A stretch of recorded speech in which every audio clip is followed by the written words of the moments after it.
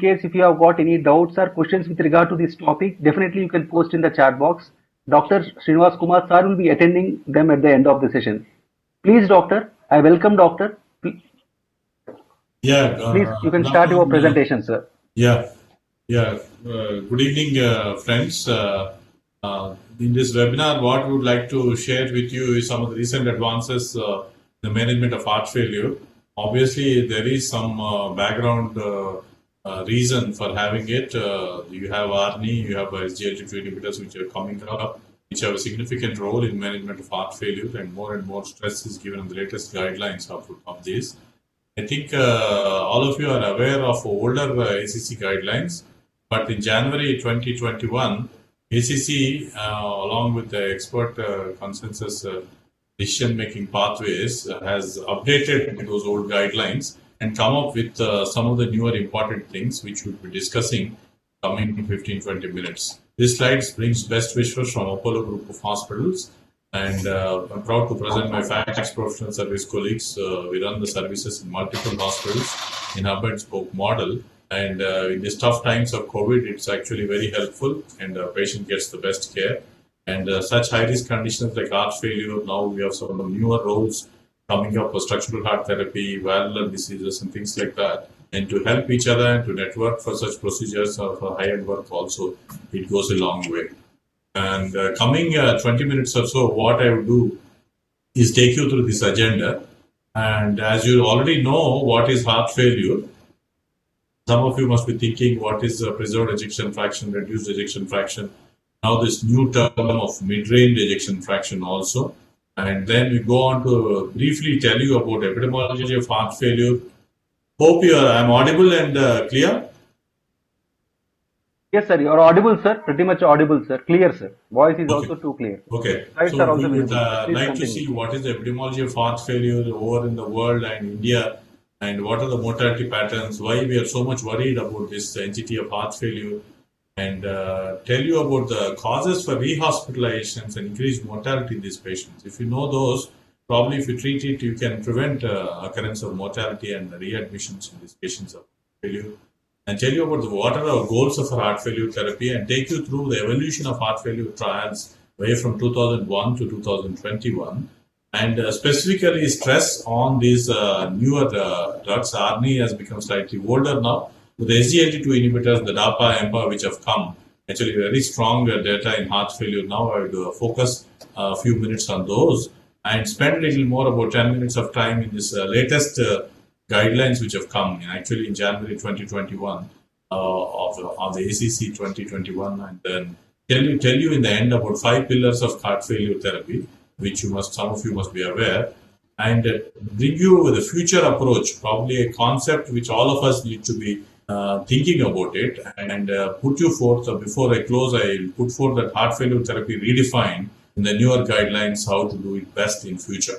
So, in coming to definition of heart failure, as we know, anybody does not do their work properly, we consider them to be failure. Similarly, the heart, if it fails to pump blood or fails to fill itself, we call it as a heart failure.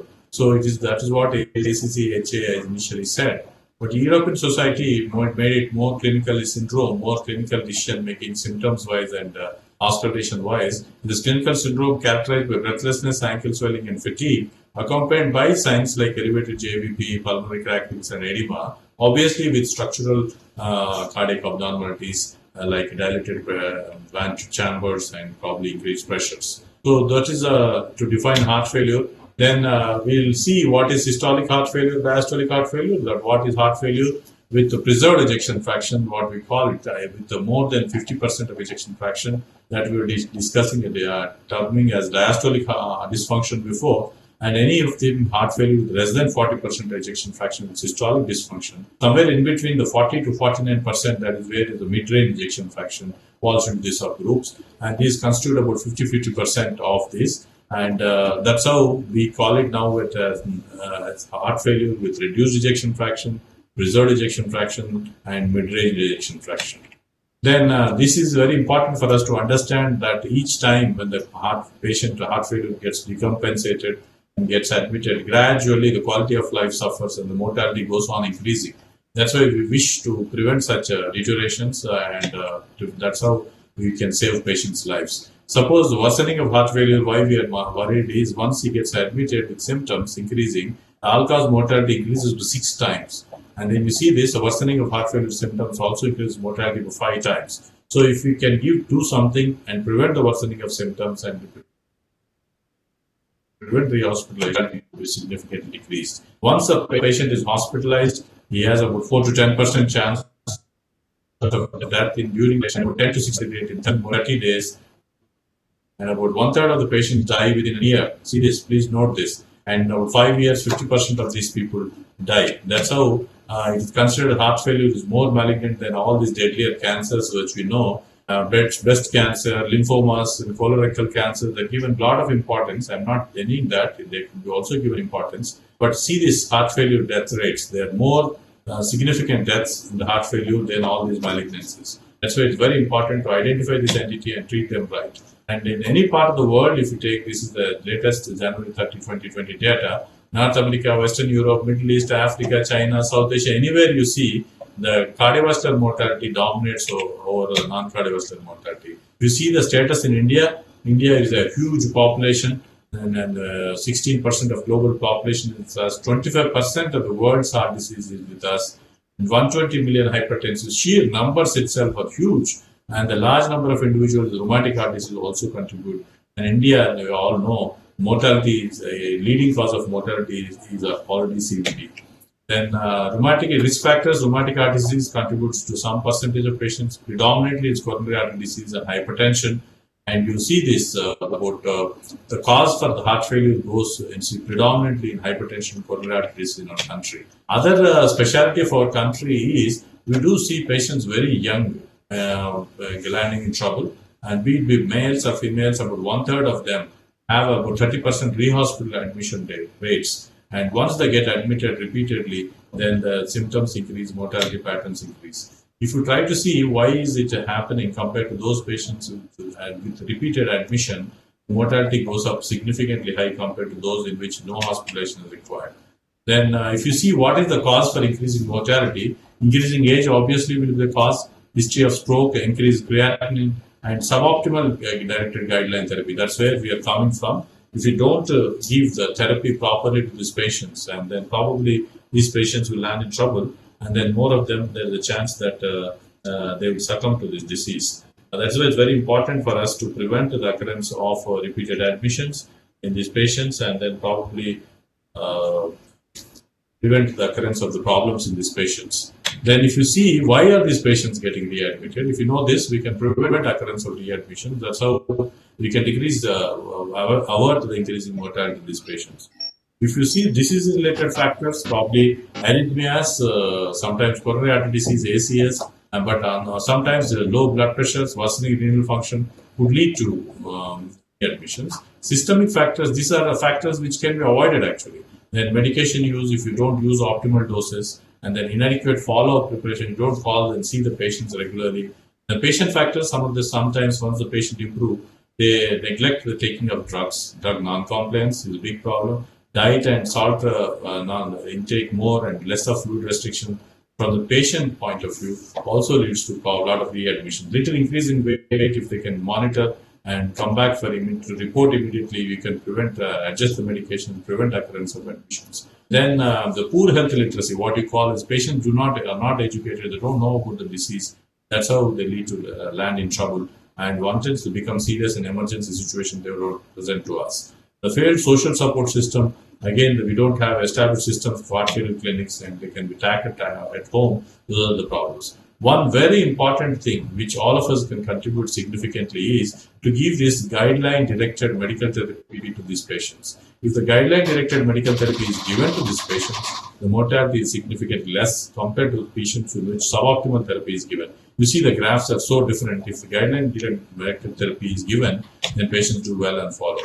So if you see what are the goals of the treatment of these heart failure patients, ideally, you should prevent the occurrence of heart failure. Basically, hypertension, diabetes, if you treat them well, probably heart failure occurrence itself could prevent it. That's the best if it's possible. It's not always possible, especially if it's already established, then probably at least we should decrease the mortality and the hospitalizations and improve their health status. by decreasing their symptoms and then improving their quality of life. These are our goals in patients for heart failure. If you see, right from 2001 to 2020, there is a series of evolutionary therapies which are happening in heart failure. That's why patients who are elsewhere dying very early before are able to survive longer. You must be remembering Valhep trial, the CHARM trials, which were done with receptor blockers before. Then came SCUD-HEF trial, CARE heart failure trial done with the devices. Then we also had a SHIFT trial with Vabradin. Then this important landmark trials which came on Paradigm heart failure trial and DAPA heart failure trial. This paradigm changed or shift in management of heart failure with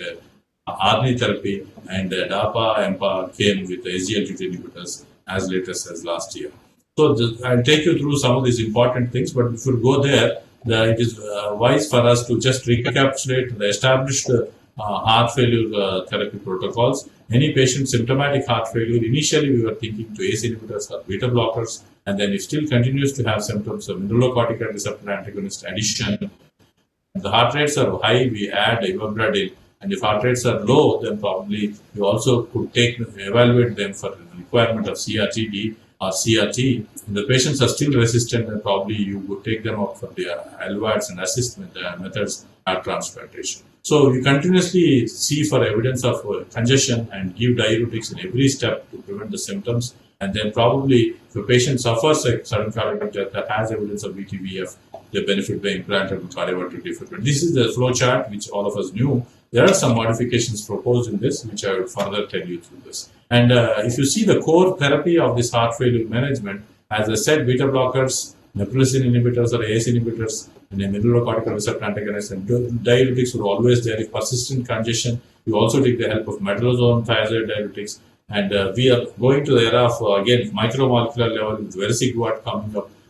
The addition of it is not common to clinical practice. Only if patients have very fast heart rate, atrial fibrillation, you do digoxin, otherwise not. Patients are not tolerating ACE inhibitors, ARBs, you take the help of hydralazine. And this is another important thing. Many of these patients of heart failure not only have low hemoglobin, but also have low irons, ferritin levels of less than 100, and then they benefit by giving IV iron therapy. These are some of the broader therapies for heart failure management. A word about ARNI, how a paradigm shift in heart failure management happened is previously we always used to say that heart failure ACE inhibitors are drugs of choice, but now with the paradigm heart failure, now we said there is something else better than that. All these years before, we were only concentrating, this is an important concept I want all of you listeners to concentrate here. All these days, we were concentrating only on the molecules which are bad to heart failure, where we were trying to decrease such molecules, either by receptor blocker or production less. But here, now you have natriuretic peptides. We are now first time concentrated with this therapy by preventing the breakdown of good molecules. That means the natriuretic peptides, which are vasodilators, which are good for heart, the breakdown of it is prevented by sacubitril valsartan.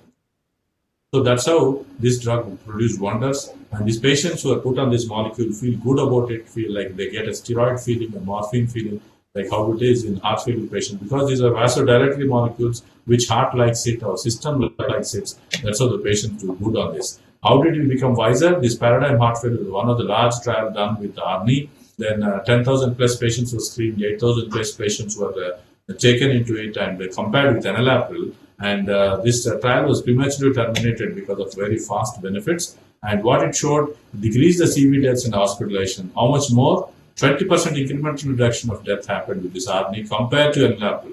And reduction of reduced hospitalization also happened to 21%. All-cause mortality incrementally decreased by 16%.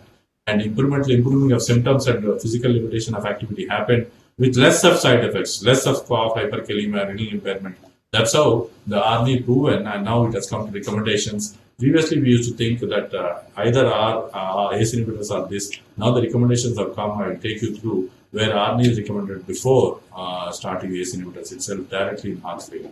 So we have seen ACE inhibitors decreasing mortality by 18%, receptor blockers decreasing by 15%.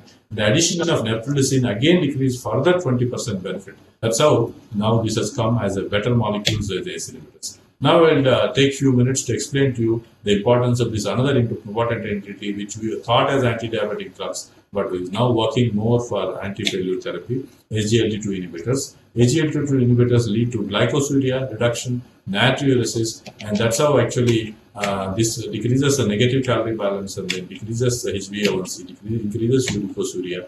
All these lead to cardiac and renal protection. Natriuresis decreases blood pressure, pulmonary volumes, and tubuloglomerular feedback. All these, though they are done in minimal limits, minimal decrease of blood pressure, minimal decrease of sugar, all these some lead to a lot of important improvements. What is they are doing? Basically, they're decreasing myocardial renal tissue hypoxia.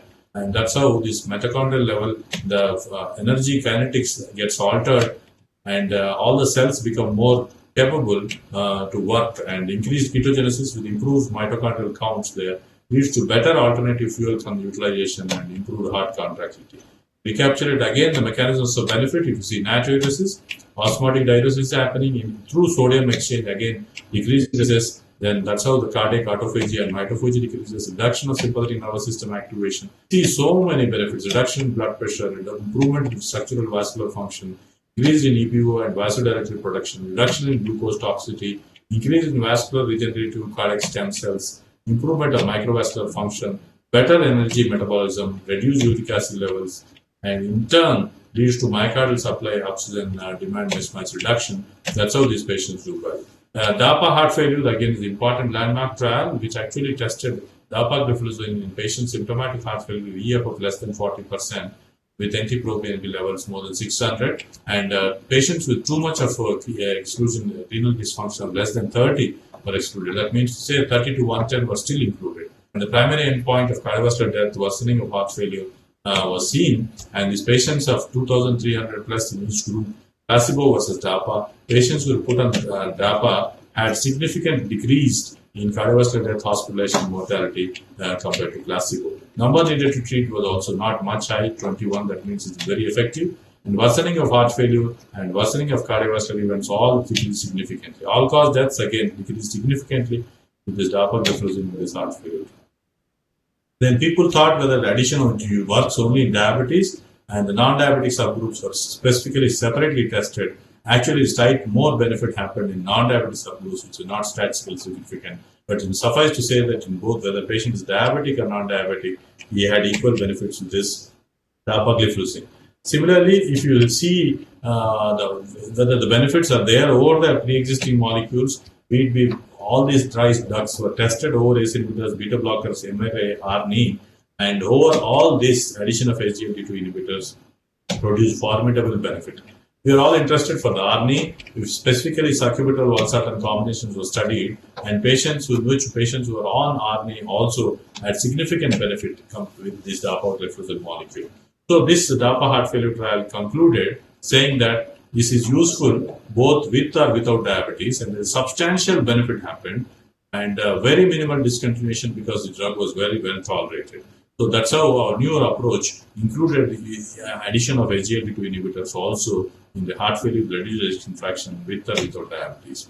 So if you see what are the goals of heart failure, what we thought is to reduce the CV deaths, reduce hospitalizations, then improve the symptom burden.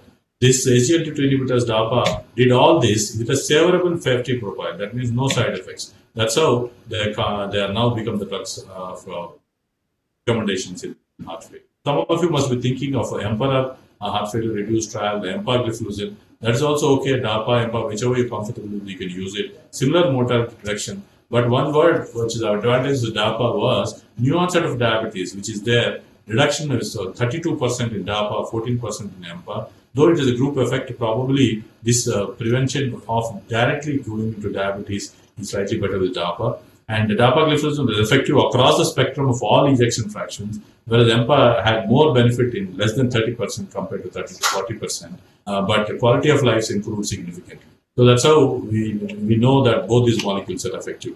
Indications for the ARNI, as we said, the same now, both for the SGLT2 and ARNI, EF of less than 40, and then NIHA class 2, 3 for 4, administered along with the other guideline-related therapy. If you see now how this evolution of SGLT2 happened, basically in DECLARE TIMI-8 and CONVERSE programs, EMPA-REG outcomes, they started at the risk factor level. Then once the LV dysfunction started, and then end-stage heart failure also symptoms started, DAPA heart failure, then it was also useful in the treatment. So that's how the guidelines said, both in prevention and treatment, these molecules could be used. This is what I already showed, the ESC guidelines of 2016. Now, if you see what are the latest modifications that happened, ESC came with 2019 practice update, which showed that SGLT2 inhibitors, previously, if you see this flow chart, there is no SGLT2 inhibitors before. Now, if you see that both in ESC 2019, they said both in prevention as well as treatment of diabetic heart failures, as well as non-diabetic heart failure, they should be used. Canadian cardiovascular guidelines also said a word about functional mitral regurgitation, how to tackle that, and then probably patients of amyloidosis on tafamidis, and that's specifically addressed to one particular entity.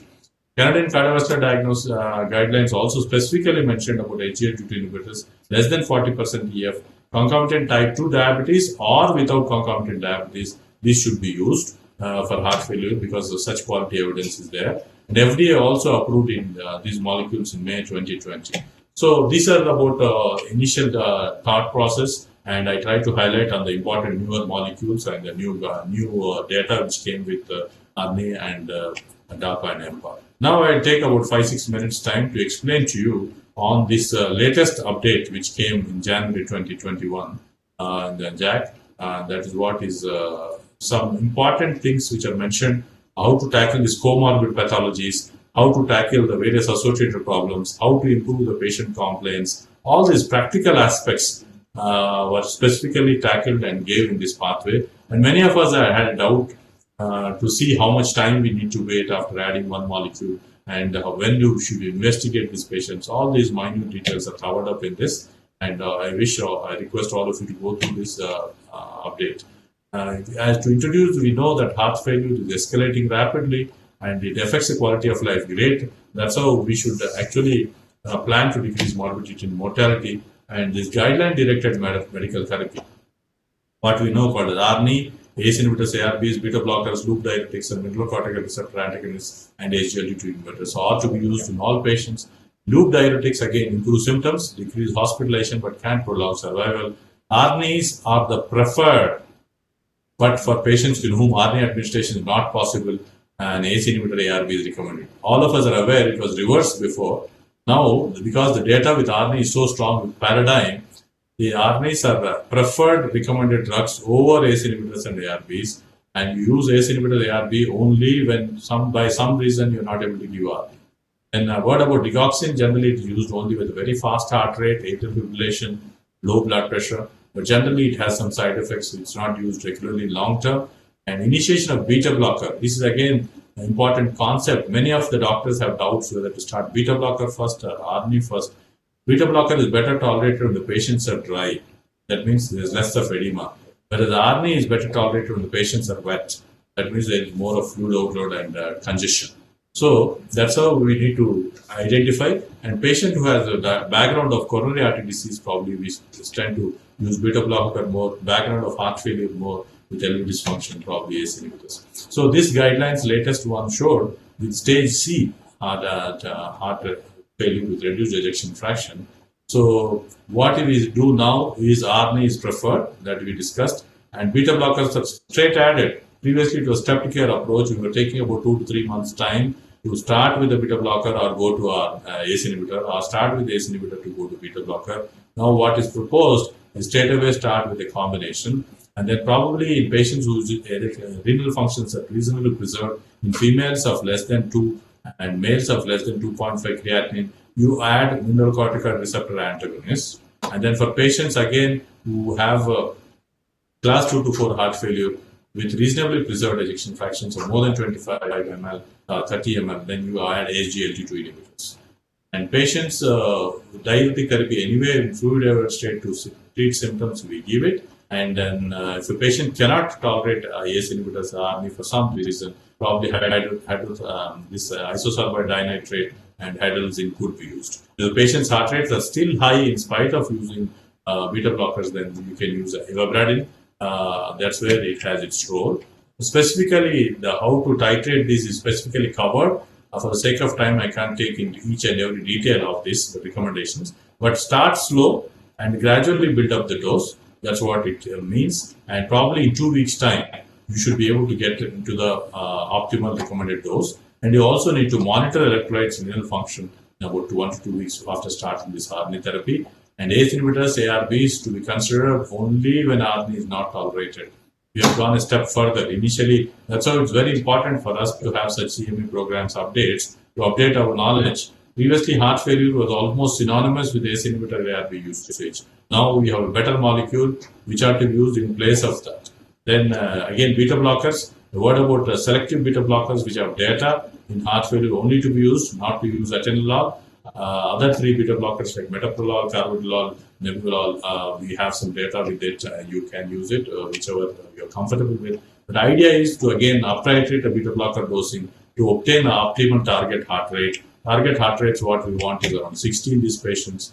If the heart rates go too low, again, sometimes patients could develop fatigue and syncope.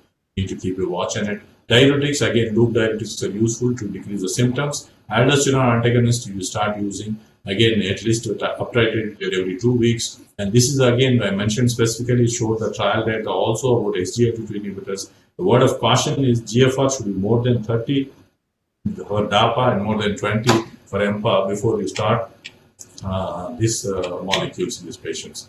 Hydralazine and isosorbate dinitrate, when you are not, the patients do not tolerate ACE inhibitors, we do use it. Ivabradine, as I said, in spite of using beta blockers, if the heart rates are still high, that's where you start using ivabradine. And start with a small dose, 2.5 milligrams twice daily, and build up with the maximum dose of 7.5 milligrams PD. Our target heart rate should be somewhere around 55-60 in these patients. To summarize, what these guidelines mentioned is adjustment of therapies to be done once every 2 weeks. And our aim is to achieve the optimal guideline-directed medical therapy within 3 to 6 months of initial diagnosis of heart failure. Don't take years together because precious time will be wasted and patients will succumb to trouble that itself. Previously, we were adding one drug and waiting for again next line of drug and gradually building up the doses. Now the recommendations are to do it faster, once in every 2 weeks, and try to get optimal therapy within 3 to 6 months. And once this is done, then you need to check the repeat echocardiograms to see what is the left ventricular status, and still they don't improve. The proximally, probably these are the patients who we need to consider for device therapy like ICD or CRT. Then the patients who are very hugely dilated hearts, very low heart LVEF, and high risk features where you have sudden death chances more, you call them more shorter period of time. And if the patients are low risk, probably you can call them for follow-up in longer periods of time. So this is very important for us to identify the substrates and assess the risk in these patients. And ARNI, as I mentioned enough now, actually ARNI is preferred over ACE inhibitors. That is because there's a lot of data which shows that they have additional advantages and improvement in diastolic function, LV function, quality of life, and burden of arrhythmias are also less proven in paradigm heart failure and other trials too. Then if after starting the ARNI, many doctors had doubts regarding the testing of creatinine, sodium, potassium, as well as BNP levels. After you start the ARNI, I said ARNIs increase the diuretic vasodilator levels, BNPs increase. So what is the, sometimes after starting the natriuretic peptide concentration in the blood will increase, then it is either the bad sign or good sign. Generally, BNP plane could be affected, increase. So that's why NT-proBNP levels are to be checked once you start the ARNI, which is less dependent on this molecule. Close follow-up and serial assessment, at least after 2 weeks of starting this molecule, electrolytes and the creatinine should be checked. And try to avoid hypotension by avoiding the fluid depletion. And the target dose should be reached within 10 weeks of heart failure. That's what is our aim in these patients of heart failure. And if patient has a borderline blood pressure, so keep a monitor, more watch on it. And then probably if a patient is not too much congested, you should decrease the dose of diuretics. That's how I think these patients will be stabilized. This I have mentioned indication of usage of ARNI and SGLT2 inhibitors, heart failure with reduced ejection fraction of 40%, and class 2, 3, 4 patients with, apart from the guideline-directed medical therapy, should be put on these molecules. The heart rates are still more than 70, probably you also use ivabradine.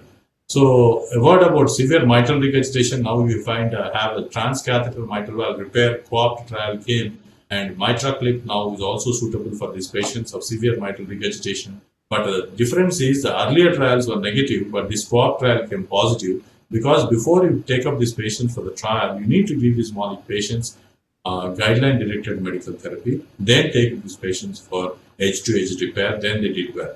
So patients who have severe primary chronic mitral regurgitation, and symptomatic in spite of all the therapy, again they will benefit by surgical treatment of mitral valve repair if possible and replacement otherwise. When you should not do the devices and these therapies is when the life expectancy is less than 1 year, obviously. And a class 4 or stage D failure, again, they're unlikely to benefit totally, you can avoid it. This slide shows you the starting doses and the target doses of the drugs which we need to achieve. Just don't be comfortable and be happy with the homeopathic doses of beta blockers. Start slow, agreed, with low dose, but gradually go on to the target doses.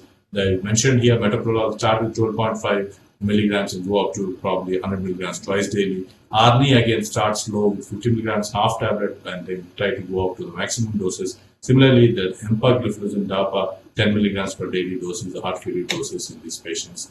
Hydralazine, we use it less commonly. Ivabradine, I said 2.5 milligrams twice daily. I increase it to 5 and 7.5. And maximum tolerated dose is what we want, and then without getting into side effects, and that's where the maximum benefits happen. The contraindications of these drugs also you should know: sacubitril, valsartan. Again, when a history of a angioedema, allergy to those, and severe hepatic impairment or known hypersensitivity to this, we should avoid. And renal impairment up to 25-30 GFR is okay. Less than that, you should avoid it. Same is the case with volume depletion and hypotension. Ivabradine, which I have already mentioned. SGLT2 inhibitors, again, known hypersensitivity, lactation, we have no data. Patients on dialysis, again, we should be using SGLT2 inhibitors. Minimum renal function should be there because it happens through renal excretion. The patients have no kidney function, this won't be effective. The GFR should be at least more than 20 for EMPA and more than 30 for DAPA. And you should avoid in genital infections because this is again myocardic infections that tend to happen with the SGLT2 when the sugar goes through. Then barriers for medication titration, what is said is basically hypotension, increasing creatinine and renal function sometimes helps it, prevents us for increasing the dosage, and regular monitoring and probably using these virtual clinics and telemedicine. All that should help to this, improving the patient's adherence to this. Then probably what is important concept which is there for hypertension, now it is promoted even in heart failure. Please understand this.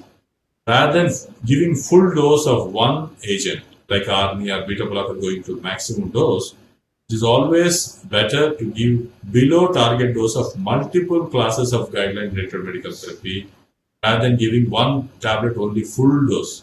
That is to say, you start small dose beta blocker, start small dose ARNI, and then gradually step up rather than waiting and giving only one full dose. This was there in hypertension also. That's how the combination therapy is preferred. Same thing is being done for heart failure. This is a slight change we need to note. And as for the testings are concerned, we know that anemia is important. ECG, chest X-ray, echocardiogram if required, angiograms, and serial monitoring, and then how to assess these patients and stabilized within 1 to 2 weeks. And then maximum within 3 months, we should try to get them to optimal therapy. And when we also need to know when to refer these patients to heart failure specialist. That is, this mnemonic is useful for all of you. I need help, which is shown. I is IV inotropic usage for the patient. The patient is in NIHA class 3B or 4, persistently elevated nitrogen peptides, end organ dysfunction, ejection fraction less than 35%, patients repeating Ds, defibrillation shocks, repeated hospitalization more than once, edema despite escalating diuretics, low blood pressure, high heart rate, and prognostic medication, progressive intolerance. We are not able to give guideline-related therapy. Those are the subsets of patients which an individual doctor or clinician or smaller clinics cannot handle it. These are supposed to be referred to heart failure specialists. So remember this, I need help. These are subgroup of patients with very high risk to be referred to heart failure specialists. And a word about biomarkers, it's a class 1 indication now to do this, but not in already diagnosed patient with a diagnostic dilemma, suspicion, then probably it helps in diagnosis, but they also have a role in assessing the severity of heart failure. If the levels are too high, that means prognosis could be bad. And the levels are low, that means patient is optimally treated. This is what I have already mentioned. The patient is on ARNI, try to check NT-proBNP, not proBNP, because ARNI could just artificially increase BNP. And if you filling pressure, cath assessment in some of these patients who have refractory symptoms is beyond scope of such this talk today, but generally useful for heart failure specialists and interventional cardiologists, where you do right heart cath, refractory symptoms, worsening renal function, repeated hospitalizations, where you have to decide regarding the device therapies, then probably we need to go for those invasive methods of modality. Elderly people, again, frail patients have more higher risk. And then if this increasing complexity of heart failure patient management, principle one is you need to give this guideline-directed medical therapy, target doses approximately, start guideline-directed therapy immediately, try to build up this dose, and avoid always keep a watch on the volume status, avoid too much of dehydration. Then tolerability and side effects, keep a watch on renal functions and hyperkalemia. And if there's a hypotension, by decreasing the diuretic dose, it will help. And in some individuals where the primary prevention of ICD, CRT could be beneficial, we assess by doing an echocardiogram after 2 to 6 months and decide about it. And now the newer guidelines on transcatheter mitral valve therapy also has come. This is again where you use mitral clip and mitral valve regurgitations, especially the patients are symptomatic in spite of guideline-directed medical therapy. But one word of caution, even if you are doing such procedures, guideline-directed medical therapy should be given. Patients should try to stabilize it and then take these patients further. Then principle 9, focus on symptoms, functional capacity, value of therapy on these patients is important. Team-based approach and taking care of, again, telehealth visits and follow-ups, remote monitoring facilities to help these patients. And some of the common comorbidities to be highlighted again, as a valvular diseases like MR and aortic stenosis are very strongly associated with failure outcomes. We need to tackle this, and obviously we know about CAD and atrial fibrillation before, and dyslipidemia and cerebral vascular disease, peripheral vascular disease is also of importance. But more importance is given to strong affiliations, and immediate tackling is required for these patients of MR and aortic stenosis. That's where the therapies like TAVR and MitraClip have become more and more popular in these patients of heart failure. Some of these non-cardiovascular comorbidities like obesity, chronic lung disease, chronic kidney disease, importance of anemia is also highlighted again in these guidelines. And iron therapy already highlighted, and associated thyroid disorders or sleep disorders, sleep apnea, also becomes important in managing these patients of heart failure. So thus, it is very important to consider the patient as a whole and have a team-based approach and try to give this guideline-directed medical therapy to these patients. And then one important thing is, though we have guidelines, decisions should be individualized to these patients. No guideline pathway or algorithm should ever supersede clinical judgment. That's where our clinicians play a role, and clinical practice guidelines continue to evolve, but each of us should see the patient clinically and assess him independently and give him therapy. Last, before I close, the 5 pillars of heart failure with reduced ejection fraction today are ACE inhibitors and ARBs. This is actually being replaced by neprilysin inhibitors, ARNI, beta blockers, guideline-directed beta blockers, bisoprolol, carvedilol, metoprolol to achieve the optimal heart rates, and mineralocorticoid receptor antagonists like eplerenone, spironolactone, and SGLT2 inhibitors of latest addition, DAPA, REMPA, are to be given in these patients of heart failure. Previously, we were all following, ever since we were students, ACE inhibitors were proposed, receptor blockers were proposed, then stepped care approach like this after, then that beta blocker, then MRA, then neprilysin, then SGLT2. It was like this before, but now the latest proposed new sequencing, the pathway is, nowadays life is becoming faster, patients are also dying in this process of optimizing the therapy. We don't want to lose the precious time. Now we also got data with SGLT2 inhibitors in prevention also, like with beta blockers. So what is now proposed is step 1, straight away you can start beta blocker and SGLT2 inhibitors in this patient. Just please note this guideline recommendation, which is new, and then probably add up ARNI and then MRA receptor antagonist. That's how we are decreasing the steps and decrease the heart time waste. And you also, within 4 weeks, you could actually give the benefit of all these 3 drugs. And that's how the patients could get the benefit of all the guideline-directed medical therapy without much of wastage of time. That's how we could save more patients. I think I crossed 30 minutes just, and stop now. I'll be happy to interact and take chat questions if any of you have any doubts. Stop sharing and go to the chat mode. I can see the chat questions. Somebody from the company, is it doing it, or shall I see directly and answer it? Yes, sir. Thank you, doctor, for your wonderful session, sir. So otherwise, as you have told, sir, we have a chat box, few questions, doctor. We will take those questions, doctor, one by one. Yes, sir. A question from Dr. Chandan, sir. In real world practice, sir, how will you manage when symptomatic hypertension occurs, sir, in age group of 60 to 70, doctor, and more than 70 years, doctor? That is more than 60 years. Am I able to see the chat here directly? Or you will see it and then I need to answer it? Yes, sir. Am I audible, sir? I can see here it's slightly low voice, but Okay, okay. I won't be able to see it here. It's coming on a different platform to you, or it's coming in BlueJeans?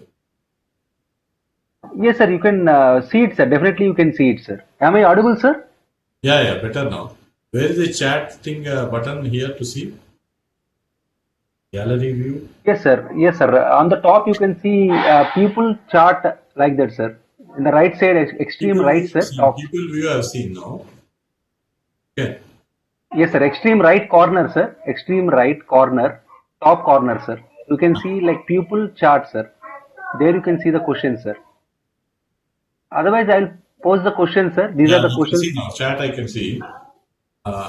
Hey, just avoids wastage of some time. That's all. In real world Sure, sir, practice, how will you manage when symptomatic hypertension occurs in age group 60 to 70 and more than 70? This question is asked by Dr. Chandan. It's a very good point.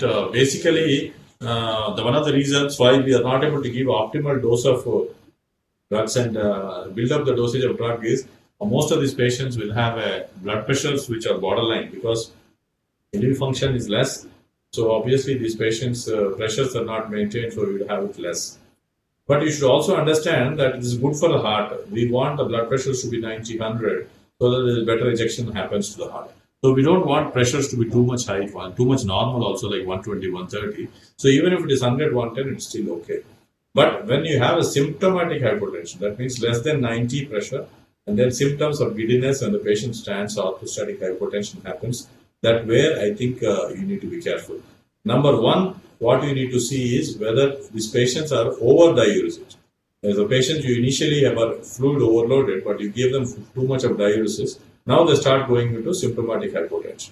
So if you decrease the diuretic dose and probably improve intake little, then probably they could have avoidance of hypotension. If that is not there, then that means probably these vasodilatory molecules like ARNI vasodilate and lead to low pressures. Many of the times clinically what we see, if you measure the pressures, it will be like 80, 90. But as long as the systemic organ perfusion is not affected and patients are walking without much of symptoms, still we can continue the drug. But if the patients are symptomatic and not able to tolerate it, that's where we need to decrease the dose of these vasodilatory drugs. Probably first things to be decreased there are ARNI or ACE inhibitors rather than beta blockers because their vasodilatory drugs tend to get into more of hypotension. And then probably recommendations are try to decrease the dose to half and again check the pressures. If they can maintain it, it is fine.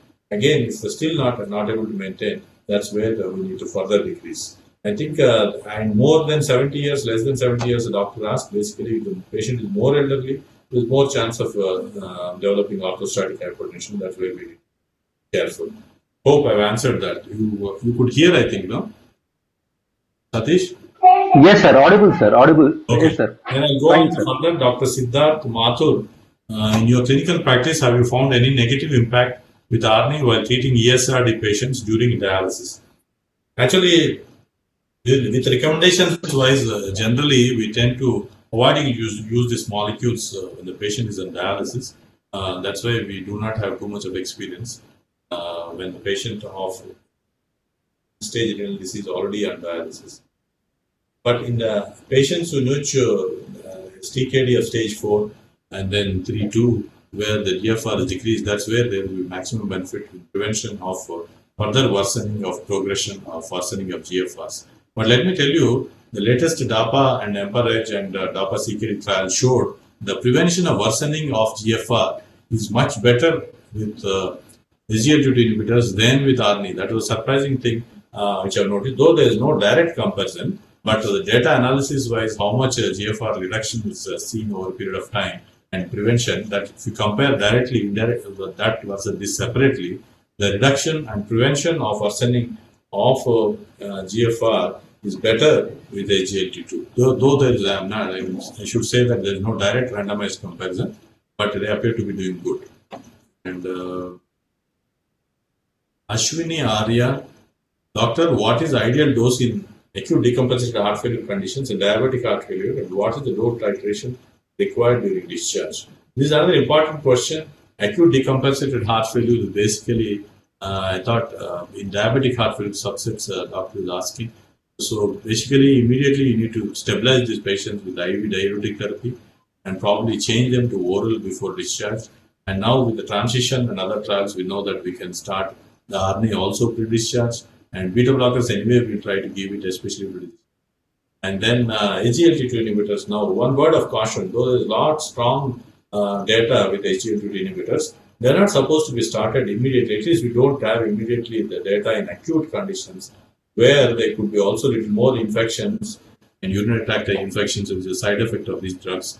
You could wait starting the SGLT2 inhibitor. Preventive benefits are different again. Patient has only diabetes and hypertension, mild asymptomatic LV dysfunction, you could start. But not in acutely decompensated heart failure admitted state. Probably you should stabilize these patients and then probably start them on follow. I think that's how we need to manage these patients. And obviously, diabetic control, sugar status control, blood pressure control is also important. These patients who are admitted with heart failure. Dr. T. Chandrasekhar is asking what is the ideal dose for renal and hepatic impaired patients. Obviously, you tend to renal function wise. If it is more than 30 for DAPA and more than 20 for EMPA, is recommended. Severely hepatic impairment patients we tend to avoid. Probably if it's very important to give, probably half the dose is what we tend to give it. But generally, it should be careful to avoid it. Dr. Venkat, is there any dose titration required when a younger patient achieves desired outcomes in 12 months treatment? What is your opinion? Yeah, this is another good question. Doctor's doubt is once he has achieved everything and he doesn't have much of a problem, then how long shall we give these molecules? So it is actually patients also tend to get into this, and once the symptoms decrease, they tend to stop these molecules. That is where we land in trouble. We are not supposed to stop these molecules because the molecules still all have a long-term benefit. Agreed, they're actually more costly, expensive, and long-term intake could be difficult. But at least we are not talking about those financial implications here. Whatever patients can take comfortably, it's better to actually give all these molecules patients as much longer as possible. So don't stop this medication just because patients are improved, and continue to give these molecules as long as they tolerate. Generally, once they tolerate in the early periods, they tolerate it longer. Probably in the long term, probably you can try to give them longer acting preparations and a combination therapy. That's where they're coming more to improve the patient compliance. But please don't stop the drugs once the patient improves. And I think we are coming to the end of this chat questions also. I think any other further chats and anything, we'll be happy to take. And yeah, thank you so much, doctor. Thank you so much for your responses, doctor, for each of the questions. Yes, so we'll wait for half minutes, sir. Still any questions, we will take it. Then otherwise we'll close it, doctor. Yeah. Hope it had some messages because some new recommendations have come. ARNI directly straightforward preferred over ACE inhibitors and SGLT2 inhibitors coming to a line state. And then the combination of beta blocker SGLT2 inhibitors straight away in step 1. These are some of the new things I think which we're happy to discuss. And some of the importance of mitral regurgitation, aortic stenosis associated in these patients of heart failure, how the structural heart therapy is coming to play, probably where we need to give the role for ICDs, and it's all discussed in the new guidelines. I request all the doctors to do this further, and I could help in stimulating the thought process. But all these guidelines go a long way in day-to-day patient care. A lot of details are also given when to monitor these patients with creatinine electrolytes and how to step up this drug dose. What is the minimal basic starting dose? What is the optimal dose? All those things are very clearly given in the guidelines. Request all to go through this further. I think if there are no further questions, I think you can conclude, Satish. Yes, sir. Yes, sir. So thank you so much, sir, for your wonderful session, sir. Otherwise, I don't see any questions, sir. Otherwise, we can wind up the session, sir. So once again, like from Cipla Cardiology, sir, from all doctor attendees, sir, thank you so much for your time, sir. Thank you for your informative and interactive session, doctor. So where you have abreasted like latest guidelines, doctor, with regard to 2021 heart failure guidelines. Thank you so much, doctor. So otherwise, we can close, I believe, sir, with your permission, sir. Thank you.